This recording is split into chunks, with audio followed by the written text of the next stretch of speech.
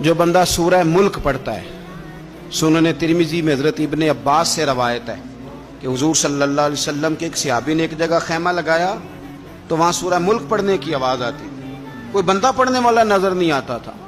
جب حضور کی بارگاہ میں عرض کیا تو فرمایا وہاں قبر تھی اور قبر کے اندر بیٹھ کے میرا صحابی سورہ ملک کی تلاوت کر رہا تھا۔ اگر ہمیں خسرہ نمبر یاد ہو جاتا ہے نا اپنی جگہ کا، اور ہمیں پتہ ہوتا ہے کہ میرے والا حصہ کتنے کروڑ کا ہے، اگر ساری کہانیاں ہمیں یاد ہوتی ہیں تو سورہ ملک بھی ہمیں یاد ہو سکتی ہے۔ موبائل پہ اس کو ریکارڈ کر لیں، پھر اس کو سنیں کبھی بھی سورہ ملک میں۔ اور ہمارے سلسلہ عالیہ میں تو سورہ ملک وظیفہ ہے۔ سورہ ملک اتنی شاندار صورت ہے کہ نبی پاک صلی اللہ علیہ وسلم نے فرمایا یہ قیامت کے دن اللہ کی بارگاہ میں ناز سے جھگڑا کرے گی اور کہے گی اے اللہ یا تو میرے پڑھنے والے کو جنت عطا فرما یا مجھے قرآن پاک سے علیحدہ کر دے۔